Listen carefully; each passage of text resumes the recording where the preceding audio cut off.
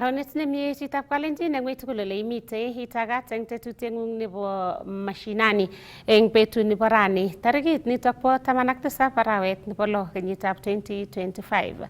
Eng karonani kebendi kekustini kong tuguk chetesetai eng kebeberwek chotok chebo counties ole kitaune kekere ole moche katuiyetab kei nebo Council of Governors keisto eng boisiet controller nebo budget Dr. Margaret Nyakango kosubkei ak nemwoe kole kale yae kouit mising katiaktaet nebo chepkondok chotok kikitabanchi counties chebo emoni. Kondochi nebo ngecheret eng Council of Governors ne kora ko governor nebo Wajir Ahmed Abdullahi komwoe Council of Governors kole bendi ichek kokoitoi somet eng bunge nebo National Assembly ak Senate nebo keisto Dr. Nyakango kosubkei ak Governor Abdullahi ko kikotestai kochutyigei tetutik chebo bandab tai eng counties kosubkei ak kachutetab kei eng ofisit nebo Controller of Budget mising ko chepkondokab bursary chetiegei mising kipsomaninik chebunu korik chememuchegei. We want to pay this money. I think about 130 million shillings which I have to disburse between now and end of June for bursaries. We have signed intergovernmental partnership agreements with the Ministry of Education, but the controller has become difficult. She has become intransigent. She has become unreasonable, extremely unreasonable, and she's taken the county governments through hell in accessing money. It is unacceptable. The biggest threat to devolution today is the control of budgets. There is no controller of budgets for county governments and controller of budgets for national government. Why we have to carry invoices and contracts and receipts all the way from Wajir and queue in her office for weeks to access money, I do not understand. And this is hell that every county government has been taken through. We want to be told whether we're really serious as a country about devolution. Why is it so difficult for counties to access the monies that have been appropriated for them? Yet counties are only accessing 9% of the annual budget of Kenya. We can't pay fees for kids who need to be kept in school because some government bureaucrat somewhere is making life difficult for everybody in the chain. The president of Kenya has pronounced himself on this matter. And we want to send a warning to her that as a council, we are now willing to go legal. We are willing to petition the Houses of Parliament for her removal because she has made life impossible for the average Kenyan to access county services. Ketesetai kokakonde siyet President William Ruto bilit nebo Anti-Money Laundering and Combating of Terrorism Financing Laws Amendment Bill 2025. Ng'atutianoto kotokyingei koterter kaimutik chebo money laundering ak boisiet neya nebo rabisiek eng kasuldaetab yautik cheboto chelesosnatet. Kakiyai korata eng State House Nairobi eng karonetab rani ole kamite kandoik cheboto Speaker nebo National Assembly Moses Wetangula ak Leader of Majority eng bunge inoto Kimani Ichung'wa.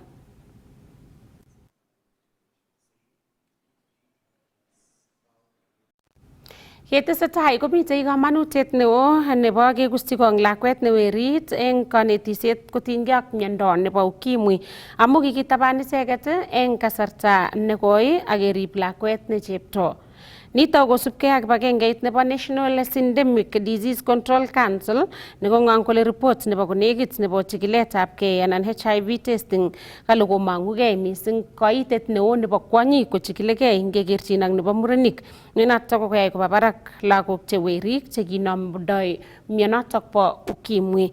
Kinyoru report nito ak sirindenyo kong'ete county nebo Elgeyo Marakwet Andrew Kimeto. Kokobor chikilisiet kole letaetab kei nebo miondab ukimwi eng emet komite barak eng kwenutab barnotik che murenik amu kiketaban icheket mising eng tetutikab konyoiset kotinygei ak mionoto ak kekushi kong mising lakwet ne chepto. Kaimange nito eng tuiyetab National Syndemic Disease Control Council nekayum counties 7 chebo North Rift ak Central Rift. Ako mwaat kele maimang'ugei lakwet newerit ako chikilgei nengekerchin ak report nebo HIV testing 2024 kokimongei kebebertab 27 eng bokol chebo murenik kochikilgei ak kebebertab 73 eng bokol eng kwonyik kokichikilgei eng report noto kikichikil biik 6.8 million. We are leaving men behind. We have concentrated on women and the girl child for a very long time, but we realize that we are leaving men behind because fewer men are coming for treatment, for testing. First of all, in the year 2024 alone, out of the 6.8 million tests that were done in 10 plus years, only 27% were among men. 73% were among females. And if you do not test, then you cannot get into care. Testing is the pathway to treatment. In fact, we also see that the lower testing rates also lead to lower retention rates for those who are on ART. Whereas we are able to retain about 95% of the women who know their status on treatment, only 89% of men, 89 to 91% of men were retained on treatment. Kosubkei ak acting CEO nebo National Syndemic Disease Control Council, Douglas Bosire, kongong kora kole kobate chikiletabkei nebo mionotok bo ukimwi komite kora kaimutiet neo nebo lagok chemanaktos. Ole ngonekit kokoba barak mising kaimutyonoto eng emet. In the year 2023, the country recorded, actually 2024, the country recorded almost 240,000 adolescent pregnancies. Who caused these pregnancies? It's men and boys. There is no pregnancy. There is only one pregnancy I know which was not caused by a man or a boy. And that pregnancy, you know it. It's in the Bible. But all the other pregnancies, 240,000, almost 690 per day, are being caused in the country by men. In these 8 counties alone, we had almost 40,000 pregnancies among these children, let's call them children, between 10 and 19 in the year 2024. Who are the cause? Men and boys. And that's why we are gathering here as men and boys. We are not pointing an accusing finger. We are saying we have gone wrong. Eng komostanyi komwa governor nebo county nebo Elgeyo Marakwet Wesley Rotich kole angot kokibokokyi counties ichegei kosuldae kanyoisonoto bo miondab ukimwi komaimukoskei amu makat chepkondok chechang mising asikekirinda kaimutyonoto. We want to fight new infections in HIV because it's very expensive to treat HIV. It's very expensive for the economy. So the best is we reduce stigma, but at the same time we prevent new infections. It is in this all program yenye tunafanya pamoja na National Syndemic Control, Ministry of Health, Gender, so that tumeona we are wasting a lot of money kila mtu akifanya maneno yake. Why don't we do it together so that we can be able to succeed? Kongete county nebo Elgeyo Marakwet, logoiwekab emet chebo Kass, kainenyu ko Andrew Kimeto. Yetesetai kokisom meng'ik kobun county nebo Bomet kele kochutyi kabatisiet nebo minutik cheterterchin mising ko nebo kawek. PS nebo State Department of Parliamentary Affairs Aurelia Rono kole bo kamanut eng biikab emet kochutyi kabatisiet nebo minutik cheterter. Kosubkei ak PS nebo Parliamentary Affairs en ofisitab Prime Cabinet Secretary Aurelia Rono kobo kamanut en biikab emet kochutyi kolsetab minutik cheterter ne naat ko diversification asikotoret ichek kasarta nemiten ngwony alyetab minutik alak. Mimi najua hii hapa kwetu pyrethrum tena inafanya vizuri. Wangapi wanaweza taka hiyo? Gigurene mawe. Mimi najua kuna wakulima wengine in the lower zone pyrethrum haifanyi vizuri. At this time bro, mogi maige toki angot ko marure giiten en gagimire. Why should you take?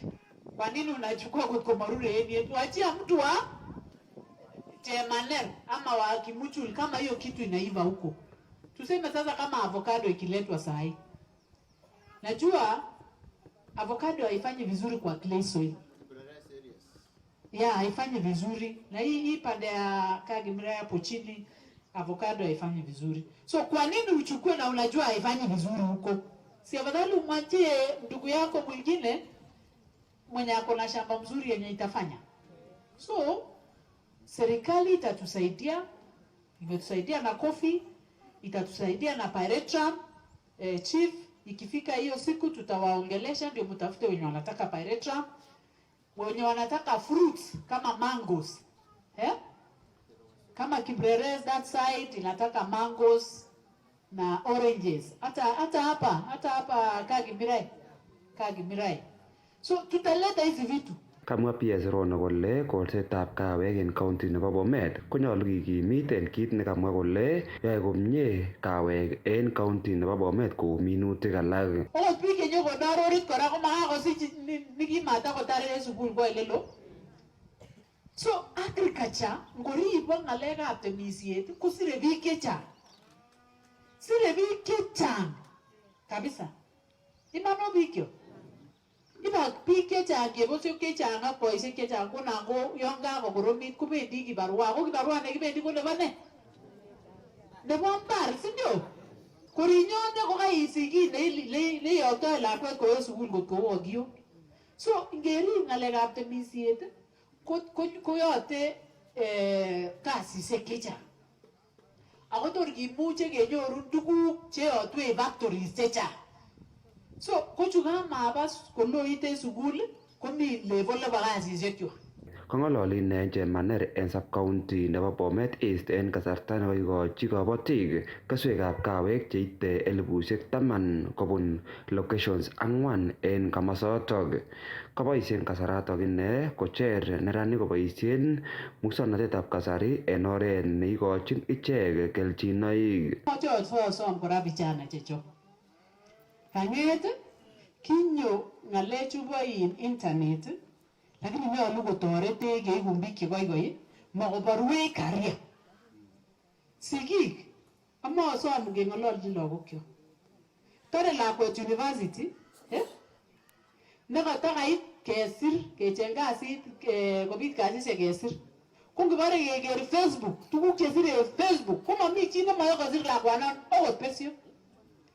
Amune tuguk keyach chubisiet neo nemiten en ano Facebook.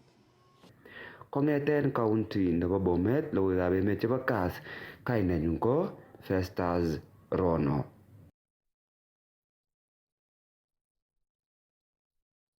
Kimang'u koitita chemung'arainik ak exhibitors chesire 100 eng agricultural show netetat eng Nakuru showground kong'ete tarik 2 agoi tarik 6 nebo arawetab 7 kenyinito.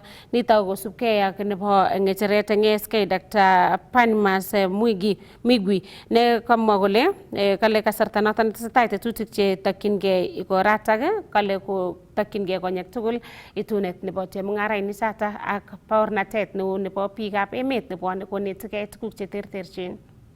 Tesetai eng oret nemie tetutik chebo kabartaet nebo tuguk chebo kabatisiet anan ASK show netetatgei eng tarik 2 agoi tarik 6 nebo arawetab 7 eng kiwanjet nebo Nakuru ASK showground eng county notok po Nakuru. Jina yangu ni Paminas Megwe, ndiye chairman wa Nakuru National Show ambaye tunatayarisha maonyesho ya Nakuru National Agricultural Show which is starting on the 2nd July na itaendelea mpaka tarehe 6 mwezi wa July. Preparations as you can see they are going on within the showground. Kabartaetab kenyini kotonone ng'olyot promoting climate smart agriculture and trade for sustainable economic growth. Ole maketab kabartaanoto ko konapta kabatisiet ak mung'aret koboto ribsetab itondab emet. The ASK which is promoting climate smart agriculture and trade initiative for sustainable economic growth is a very relevant theme.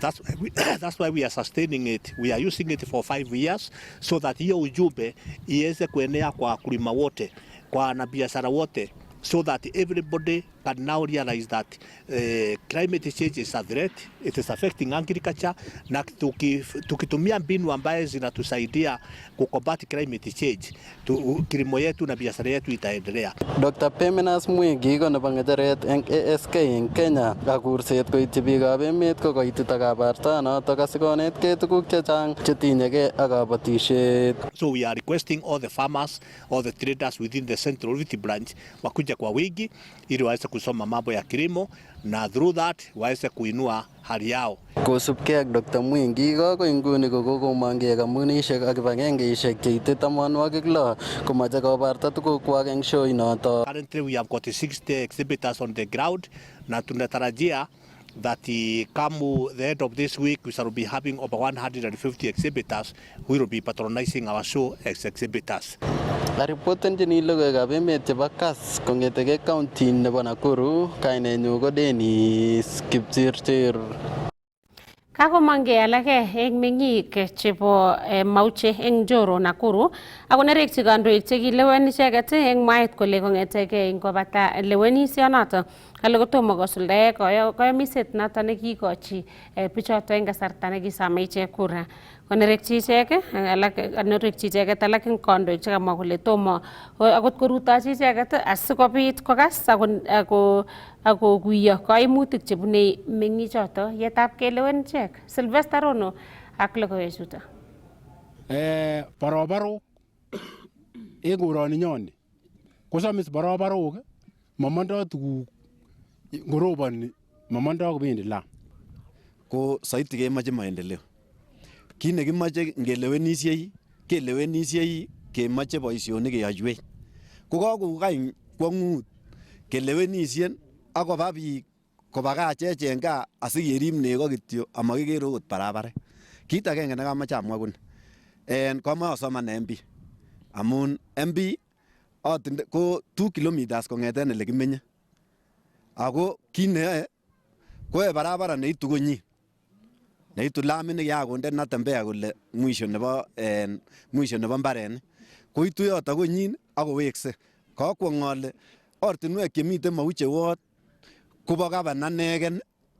Kosubkei ak meng'ichoton kochang kaimutik chebune cheboto ortinwek, sipitalishek ak siret nebo Mauche nekosubkei ak ichek komiten oleya. Akot ingandan kakoyomis serikalitab county nebo Nakuru kole kiwole. Makikere mbunge amakikere gavana. Ako bichuton ko kikilewen. Iniwe soko nenyonet nemiten Mauche reyu. Kibwane soko Monday ak Friday. Bwane county nyokoyumi taxes. Lakini inigerte condition nebo soko, drainage koya, mamiten toilet, yani yanne ako nyokoyumi bichuton taxes. Kemoche keteb kele rabinik kyok chekiyumi kobendi ano. Taonit ni ogere kit neten ak kit neu ko lembeita nekinyokochob gavana en yu ko kiko 14 days en last year kole moite arawetab 9 ko kakindewech yon toilet. Kele toyotin kandoikab Njoro constituency ak Tendaya Nakuru en boisionik ako kan ko toyotin kou nonito kotekenen age tugul advantage komoboisiechi biik amun maitindos. Nekakisob raini kele ngotuiyo kandoikab Nakuru ak chebo Njoro akonai kit nekingeleweni ko kikakilewenchi. Kamwa meng'ichoton kole kong'eten ngolewen gavana nebo Nakuru Susan Kihika kotomo korutochi komosoton. Kit neu kandoik alak chekasom ichek komong'e ak kwarorchi ichek amune asikotomo kosuldaen kayamisosiek chekikoikochi ichek en kasarta nebo campaign. Ebwan kandoik chekitinye chekikuren MCA ak MP amun kikiyokte biik lo kowakilishanech en serikali. Ko biik chekikiyokte en yu ko mataba ko representeni makutikwak. So ngebwan kinamen MCA ak MP choton chekikuren ibe ng'alekyok keteben ra MCA nenyon kelenjini kiniwe Nakuru amun kiiwe ichob ng'atutik chetoretech echek. Ne ng'atutiet nekirichob ilumde netoreti ra chitab Mauche nebo lubiasinik asimakinyanyasan. Ko kandoikyok chekitinye ko pcheyotin ako age tugul kochengyingei moenyin tuguk chenyoru. Kainutikyuk kekurenon Vincent Kirui ameng'indetab Mauche ako en ng'alek nguni chetesetai en Mauche ni ko makiboiboenjini kong'eten uongozi nebo MCA akoi barak yun ko makiboiboenjini kot kiten. Ininyon chito neu MCA ko kokonyanyasanech. Ininyon iwe iker komosi bo Tuyotich ko mami oret nekikochob ot agenge. Iwe iker tayu kotom kochob oret agenge. Iwe inyoru kit nekochob kiten en ireyon komi tangit nekitech en taita ireyon ko ng'esyerak. Kekwong'any kele amune ne siwechokwech rabisiekyok itech kit neu nono neng'esyerakse kou non. Iniwe iker teret yuno ko kochob chito ortinwek 6 en kokwenyin sabarit agenge. Ko ki meng'ikab Mauche akoi Naswet. Notet nekakilenji ngunon kakikonok betusiek 14 yemomiten walutiet en maswali chekakiteb raini ko kakemwa biikab Mauche kedeclaren kele biikab Mauche ak Naswet kedeclaren kele kakiste our support tugul to Her Excellency Governor Susan Kehika. Kongeten county nebo Nakuru, logoiwekab emet chebo Kass, kainenyun ko Sylvester Rono. Ketesetai ak logoiwek komitei President William Ruto komasta nebo Naivasha eng county nebo Nakuru eng tuyet nebo Kenya Urban Forum. Ng'alale eng tuyonoto tetutik chebo kanaptaetab taunisiek eng oret nemawechei itondab emet. Kiepchini it ng'alalutik chetesetai eng nguni.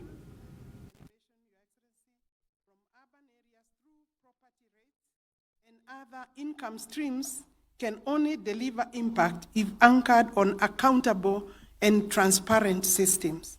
Your Excellency, I'm pleased to report on the significant milestones made by the State Department for Housing and Urban Development in establishing municipalities across the country. It has been alluded to. In the last 5 years alone, over 100 municipalities have been established as envisaged under the Urban Areas and Cities Act Amendment number 3 of 2019. Our current focus is to strengthen governance structures and enhance capacity for effective service delivery. Before the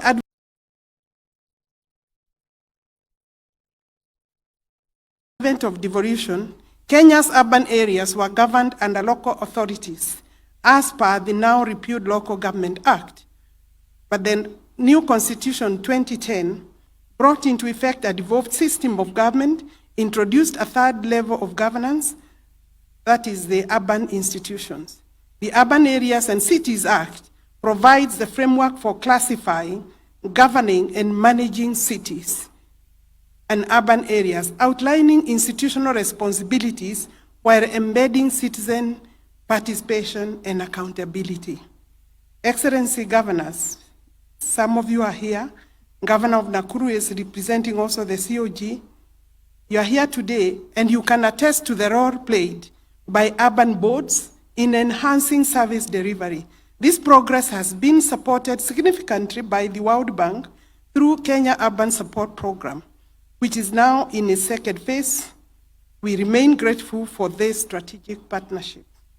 Kenya has approximately 1,200 urban centers, and with 120 municipalities officially chartered. According to the 2019 census, 310 urban areas meet the threshold of a minimum of 2,000 residents and qualify for classification as towns, municipalities, or cities. I urge county governments to accelerate classification of these centers to allow more structured planning and development. Our urban centers continue to expand, often into agricultural and environmentally sensitive areas. It is imperative that we delineate urban boundaries to promote densification and protect land for food security production, for food production, to allow food security to a farm. And environmentally, we have to look at environmental sustainability, and therefore, when we expand into agricultural areas, we take the risk of reducing land that is clearly needed. And this will also ensure accurate census reporting for future planning, especially as we project that half of Kenya's population is likely to be in urban areas by 2050. That is how the data is looking at. As urban growth, and that means over maybe 30 million Kenyans will be in the urban areas.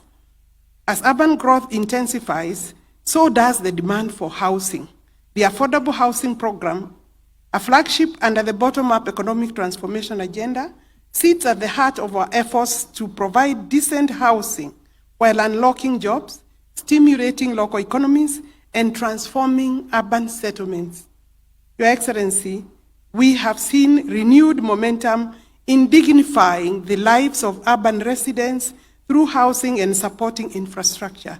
The handovers in Mukuru, Kwaruben, and Homa Bay mark just the beginning. Many more developments across the country, in every county, are under construction, and many of them are nearing completion. They will be handed over in the coming months.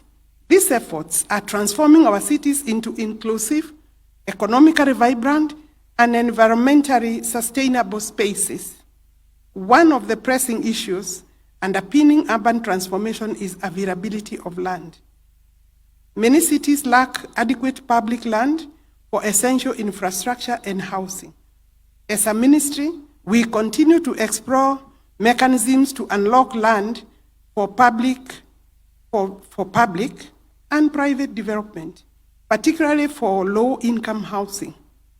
We are also implementing land management reforms through ATHISASA to improve transparency and accountability. That means security of tenure. Additionally, we are reviewing and updating the National Building Code to align with the global principles of energy efficiency, safety, and climate resilience. Towards that, Your Excellency, this last Friday, we did sign under Housing and Urban Development and Public Works and cooperation framework with IFC to will cover technical support. Our National Spatial Plan also provides a long-term vision for spatial organization and integrated development, while the National Land Use Policy guides optimal and sustainable land utilization at all levels. Your Excellency, as we engage in meaningful dialogue today and tomorrow during this forum, I call upon all participants, county governments, development partners, private sector, academia, civil society, to renew the commitment to the urban agenda. Let us remember that cities are not just places where people live. They are where nations grow, innovate, and thrive. We are hoping to create homes within our cities. In closing, allow me to sincerely thank you, Your Excellency, for the unwavering leadership and personal commitment to Kenya's urban transformation agenda. Together with these people here, Your Excellency, the agenda is in good hands.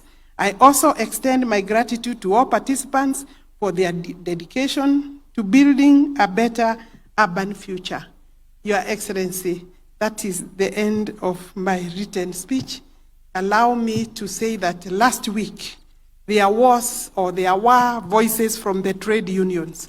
Trade unions are the owners of workers. And I think there was, in my view, an unfortunate understanding of the housing program and why we are building houses. Your Excellency, once we build houses, you have seen the joy in the people who are the beneficiaries. It is accessing them a lifestyle. Your Excellency, it is not possible for a government like this one, for a state department under your leadership. It doesn't make sense for us to build houses, blocks of buildings, without the necessary accompanying infrastructure by way of civil works. Where need be, we are digging boreholes within the project area. We are doing cabro works to clear the spaces. We are providing sufficient access roads and lighting, markets, dispensaries, ECDs, that is the early childhood centers, primary schools require to be expanded. Once you bring 1,000 people, not 1,000 units, multiply by a minimum of 4, those would be 4,000 people. The area becomes an urban center, and therefore we must ensure that within the Act, where we have been allowed to ensure that other associated facilities are built within the project, we will for sure continue to do that. So don't ask us why we are doing lighting, water. Hello, Allah? Allah? It doesn't make sense to do a house and walk away. Then you better leave the people where they were before you did the houses. And you know, we are moving people from informal settlement. Your Excellency, the next session is yours. It's a high-level session, Your Excellency. You will be moderated by my Principal Secretary because there are other partners in that session, Your Excellency. So allow me now to ask His Excellency to come forward, and please bring him with a warm, hearty clap. Your Excellency. We have changed a little so that you are the one to receive the high-level Hinga. You will be the one calling the other guests to join His Excellency, and as they come in, maybe they will offer a hand to His Excellency. Thank you. Inga, please take over. Thank you very much. You can all be seated. Thank you, Your Excellency.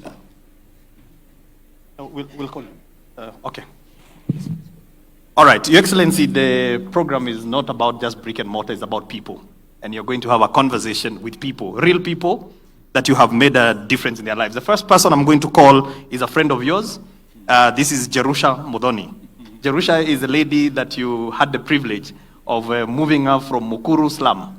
And she is the owner #1 of Mukuru Social Housing. Jerusha, go greet the president and sit next to him. Followed by Peter Mwangi. Your Excellency, Peter Mwangi is a welder at our Bahati Affordable Housing. He's a chairman. You can go and greet the president. Your Excellency, these are the new millionaires, by the way. You know? Ukimwona hivyo, hawa ni the new millionaires. Kwa sababu he got a contract of 10 million, akajenga dirisha, and so akikaa hapo hivi hako mbaya sana, and he's going to be our new homeowner. The next person, Your Excellency, is Lilian Nafula Wanaswa. She's a community health promoter. She's a community health promoter. She's dedicating her life to serve many Kenyans, providing healthcare, and she's also a new homeowner. Then, Your Excellency, I have Stephen Opio Odhiambo. Stephen Opio Odhiambo, Your Excellency, was a resident of Marigoine. Steve, Your Excellency, is also a welder and is also a homeowner at Marigoine. Your Excellency, the next person I'm going to call is Pastor Steve Baraza. Pastor Steve Baraza, you know him very well from Kibra, Soweto. He's been a great leader and he has helped us with the high rise there, and he's also anticipating to be a new homeowner. Your Excellency, then I have Maureen Andisa. Maureen Andisa, Your Excellency, takes care of her parents, and she's also a resident of Kibera, Soweto East, and is also anticipating to be a homeowner. I have Peter Mwema, Your Excellency. I don't know where he is. Okay. All right. So let me then call a friend of yours, Your Excellency. And I know we are having a deep conversation about police, and at the heart is you're doing police housing. And she will tell us why police housing is important, Your Excellency. So allow me to invite Chief Inspector Judy Nyadera. Then, Your Excellency, we are going to be joined by the Country Director for World Bank. Again, kindly you can join us, the Country Director.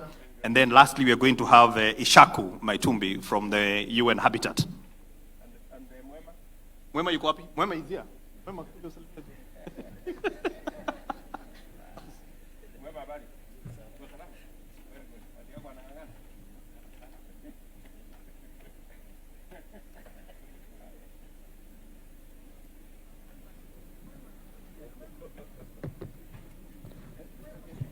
All right, and then a mic for the President. Thank you. Thank you so much, Your Excellency. Your Excellency, I know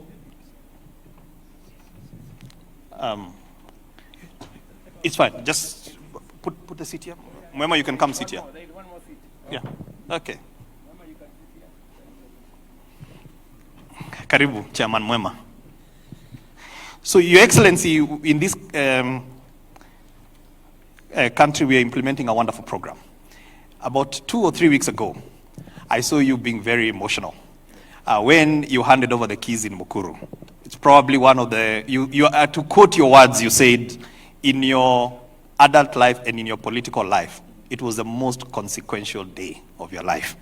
I want you to kick us off by really just rehashing why that moment, Your Excellency, was the most consequential moment of your political and adult life. Thank you very much, Charles. Good morning, everybody. Oh, sorry. Okay, good afternoon, everybody. And welcome to this session. And my friends here, karibuni sana. As I said at that moment, and I mean it, that this is a journey that we have been engaged in as a nation. This journey we started at independence when we passed the first law on housing. It is at that moment that other countries passed the law on housing. Many countries have made huge progress. Singapore, Malaysia, other countries have made huge progress. We didn't make as much progress as a country. We have, successive governments have tried to implement this housing program. We went through different phases. We called it at some point slum upgrading, you know, to try and deal with this challenge. We tried, and we were not very successful as a country. I remember when, as deputy president, we tried as the Jubilee administration, part of our Big Four program was housing. And you remember, Charles, that my predecessor, President Uhuru Kenyatta, told me, I have a very good professional in South Africa. And you remember we came for you from South Africa. Correct. You had a good job. But we told you, you have a country called Kenya, which is your home. And you were kind enough to leave the job you had, much more paying than what we were paying you, but for country, you came and joined us. And we tried then to get this program underway, but again, we weren't very successful. When I got the opportunity and the chance and the privilege to be president, I said, this is one thing amongst the many things I want to do. And because it is the right thing to do,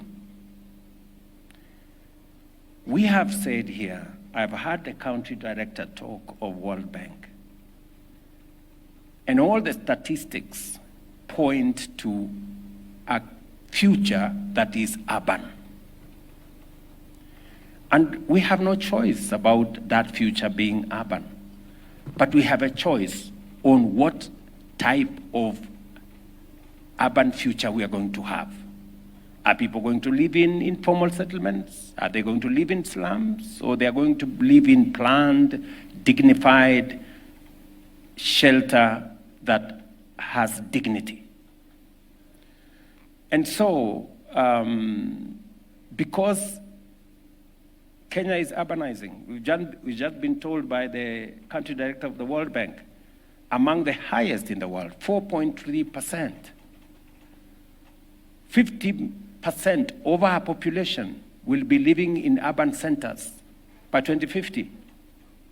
Maybe 30, maybe 35 million Kenyans, maybe 40 million Kenyans will be living in urban centers by 2050. And many people ask me, who told you that Kenyans need houses? Why are you pushing this agenda of housing? You know, maybe you are pushing it for other reasons. But I have a simple answer. The answers, the statistics answer them. Kenya is urbanizing, the highest rate, some of the highest rates in the world. We will have 30, 40 million people living in urban centers. If we don't plan about it, we will be living in squalor, as many of our citizens are doing. Secondly, you have citizens that are living in subhuman conditions today. Go to any informal settlement. Mukuru, Soweto, the famous Kibra, just outside this hotel here, Karagita, just here, you have 10,000 people living in a small place. Go down to Molo. I was in Molo and I felt very bad. You have close to 10,000 people living in a small place. You have children staying in little houses with their parents. We had a confession from Kibra. It is the same in Kasarani right here, where kids, 10-year-old kids, are introduced to sex because they live in the same room with their parents.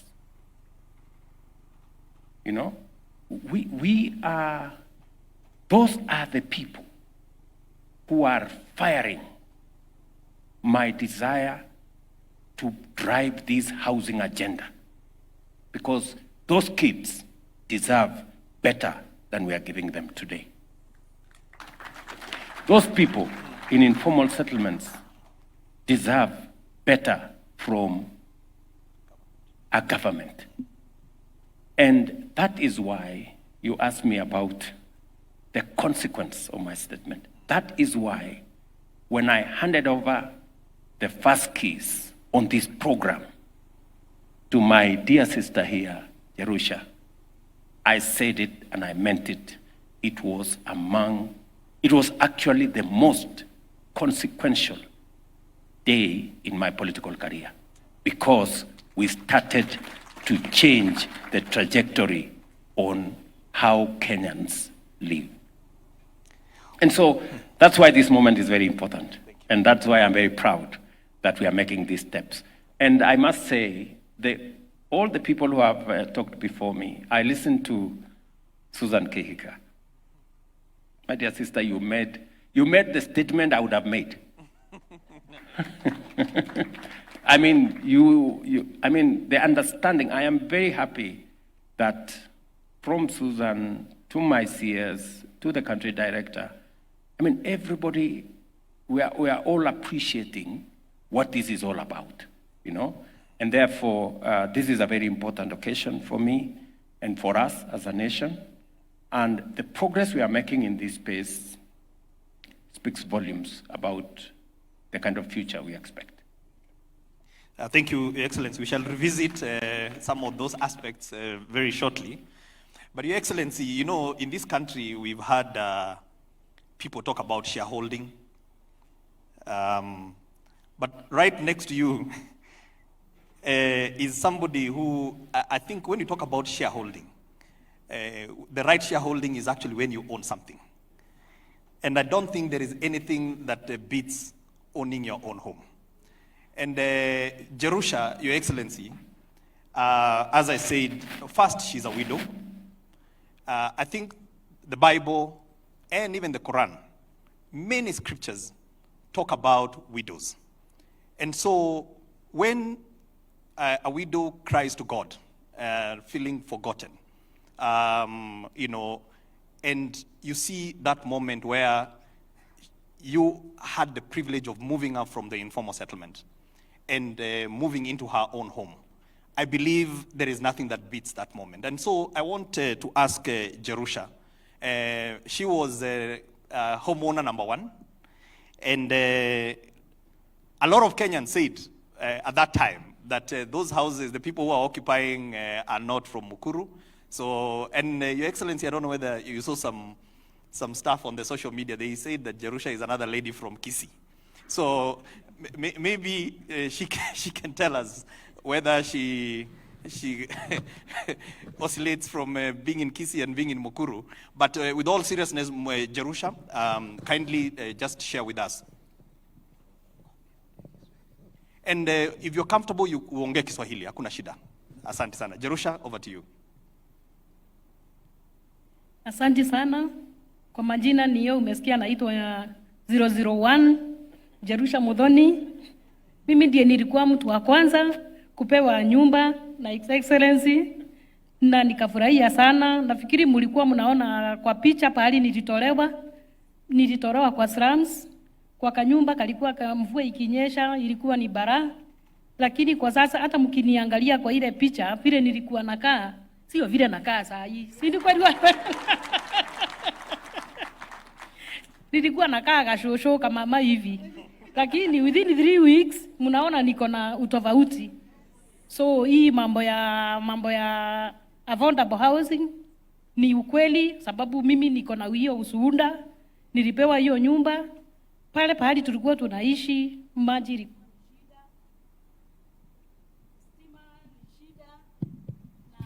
saa hii pahali ninaishi maji ni mingi na si ya kununua. Pale tulikuwa tunanunua maji shilingi 10 mtungi.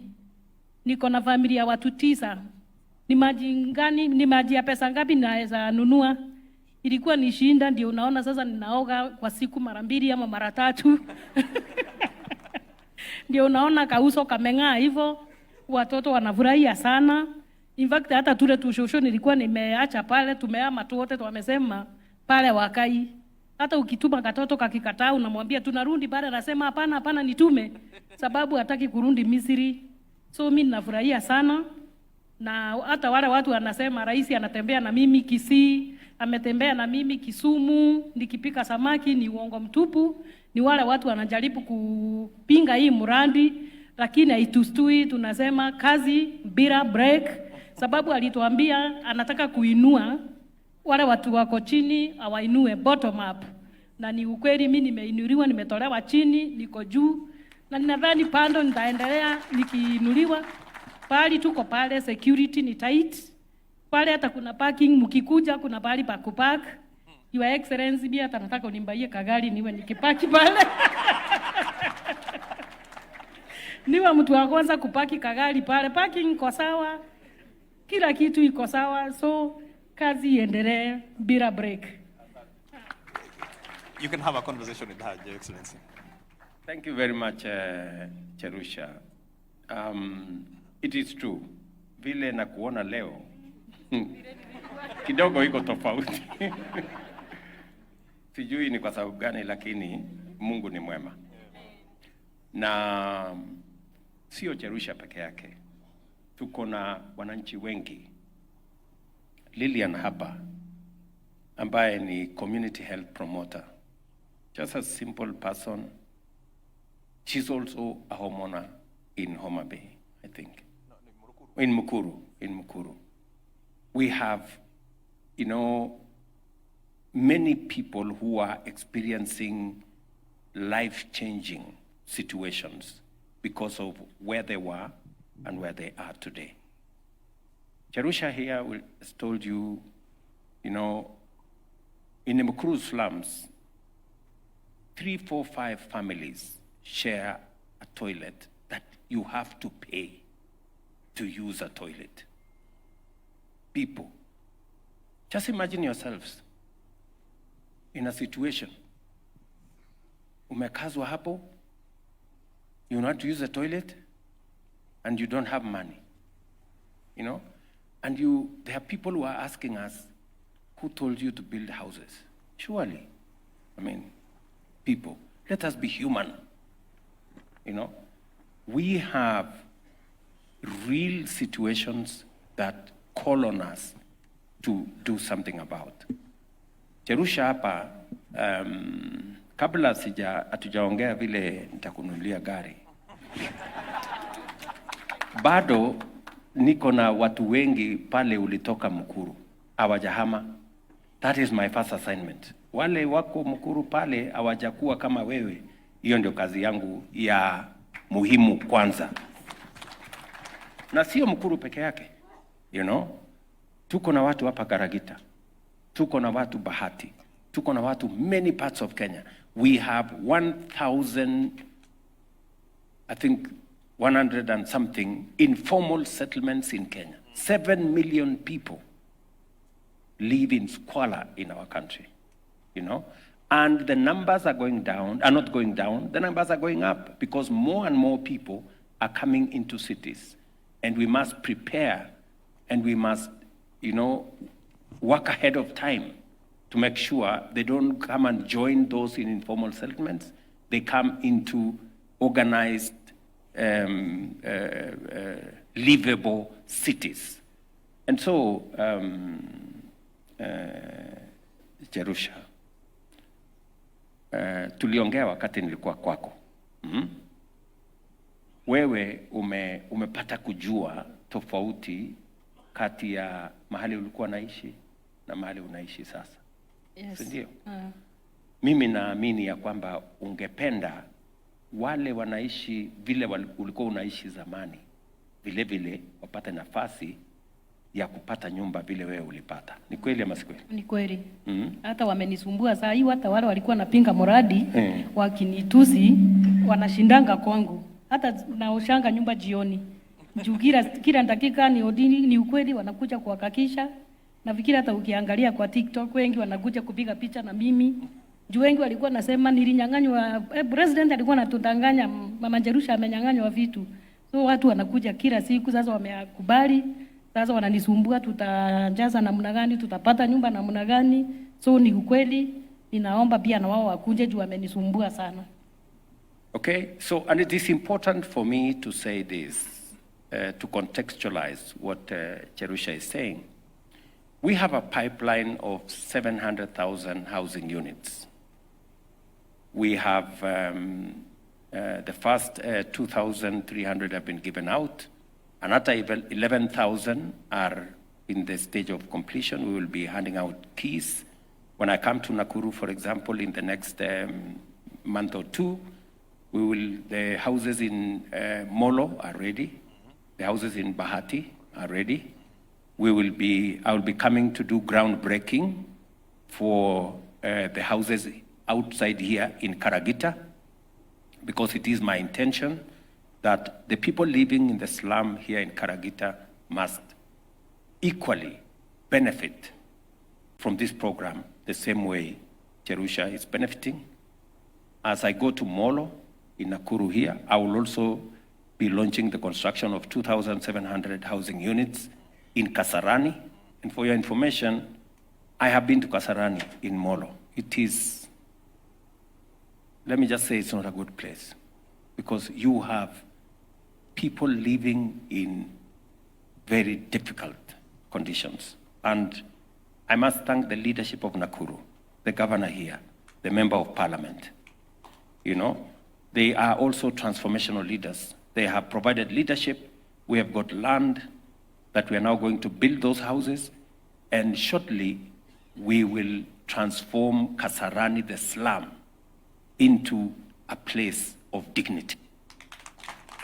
And we will continue to do this, because this is one thing I signed for as president, and I must do it. I must go out of my way to do it. And I'm very happy that there is progress. I'm very encouraged by people like Jerusha. They fire my passion, because ukiona mtu ambaye maisha yake imebadilika, it validates the dream of affordable housing in our country. We have 150,000 housing units under construction. Our job will be every month, we will be giving out the houses that are ready. As I have told you, we have 700,000 in the pipeline. And as Alice said, we are continuously looking for pieces of land where we can do more housing units. We are working with counties. Very many county governments are now stepping forward to work with us on this. And as we do all this, it has to be wholesome. Mumesikia Jerusha amesema iko parking.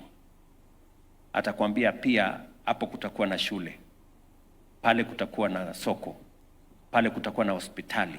Kwa sababu housing is not just 4 walls and a roof.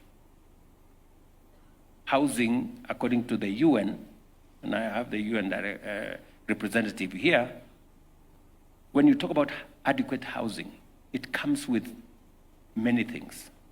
It must give dignity, it must be sustainable, it must be livable.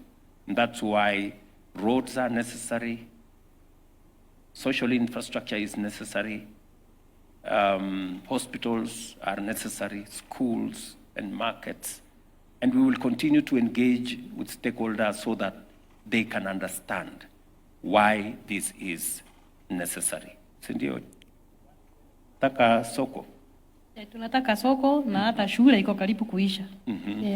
So that term watoto watakuwa hapo. Thank you very much. Thank you. Moving along, Excellency, what I'm going to do now is, before I move to the conversation about the other impact this program has had on jobs, allow me to ask Lillian to introduce herself quickly. Then I will also give our sister, the Corporal, Chief Inspector Judy Nyathira, to also say something. And then I will also ask Maureen and Lisa to just introduce themselves, because she's a homeowner. You moved in Nakuru. And Your Excellency, our men and women in uniform, they dedicate their lives to serve this country.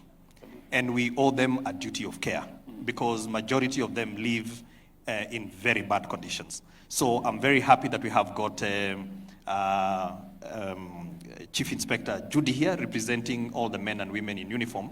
And we want to say that we have got a lot of police housing, military housing. I think in 2 weeks' time, you'll be launching 10,000 houses for the military. We have about 27,000 for the police. So I just want them to just quickly introduce themselves, and then just you can have a conversation with them. So let's start with Lillian. Just a brief introduction about yourself, then with Maureen, and then we will have the Chief Inspector. God is good. All the time. And all the time. Our Excellency President Dr. William Samoei Ruto, and all protocol observers. My name is Lillian Simiyu. I'm a community health promoter attached to Mukuru Health Center. I'm a mother of 3, and I'm a beneficiary of SEPU. SEPU is a slum upgrading program. I'm a homeowner, and Mr. President, we say thank you. Thank you very much for giving us dignity. Asante sana. Okay. Yes, Maureen. Bwana asifiwe. Amen. Kwa majina naitwa Maureen Adisa, mimi natoka Soweto na mimi ni kiongozi pale Soweto na tuko pale kwa mradi. Kwa hivyo mimi niko pale kwa mradi kila siku asubuhi, jioni pia nikitoka lazima nihakikisha nimeangalia hizo nyumba zinajengwa vizuri, so that ningoje ukuje unipatie. Yes. So yeye ako on the queue, ametuharakisha, amesema hizi za Mukuru zimeenda haraka kuliko zao. So hapa like Soweto tutamaliza. Chief Inspector Judy. Your Excellency, sir, Dr. Samoei Ruto, all protocols observed. Good afternoon. My name is Chief Inspector Judy Nyathira, a proud owner of the affordable housing in Bondeni within Nakuru. Your Excellency, sir, I want to thank you on behalf of the men and women in police uniform, for not leaving us behind out of this project. The history goes a long way, how the police live, from time immemorial in sharing, using a curtain, and you're sharing a house with your counterpart, no privacy, and a lot of issues going in there. From there, we were given again permission not to live in police lines and to go and rent houses outside. Your Excellency, that was a good step. But again, this is the greatest, where you're renting to own your own home. I'm proud that I've been in my home for more than a year, where I'm assured of my safety. In case I'm going to work outside, I know my family is okay. Social amenities, they're perfect. Water running all through, the lighting system, enough space, a place for children to play, and they can feel the comfort and they can feel living like any other civilian out there. So I must appreciate that it is a good step. All civil servants should go for it because it is changing lives. Thank you so much. Thank you so much. Your Excellency, maybe you can just have a quick word. You know, I have no words. You know, listening to my sister here, Lillian, you know, as a CHP, a community health promoter, you know, the dedicated service that community health promoters do around Kenya, and that through the process, she's now a homeowner with her children, is dignifying. It is a moment of pride, not just for her, but for us as a nation, that we can look after the people who not necessarily would have a chance to own a home. She now has a chance because of affordable housing. And in her space now, Lillian, where are your kids school going? Are you? They are still at Mkuru. They're schooling at Mkuru. Yes. So you want us to complete the school soon? Kindly, like the school thing should be a priority, because I've noticed that watu wengi hata hawajaingia because of the school. Because unaona hiyo kucommute within Ruben to Mkuru, it's a bit far, and it's expensive also for us. So if you can do a school for us, Your Excellency, we'll be very proud. Very good. And how far are we with the school, Charles? The one we agreed, the ECD, which we will use as the primary school, you had directed us that in 1 month time it be completed, and it is being completed. Very good. So in 1 month time they should So be. Lillian, just bear with me a few more weeks, and then your kids will be safe in your neighborhood. I'll be very, very happy. And Thank also the market, sir. There are people who have a problem with me putting up a market. Can you please make a case for me to put up the market? Me, I will. Because we have seen the containers, they are already there, but now their location and stuff, hatujaona bado, Mr. President. And the market is very, very far. Yes. So you need the market within the development. Everything, all the amenities. Very good. Yes. Thank you very much. Listening to Maureen, you know, we are developing the first 4,000 units in Soweto.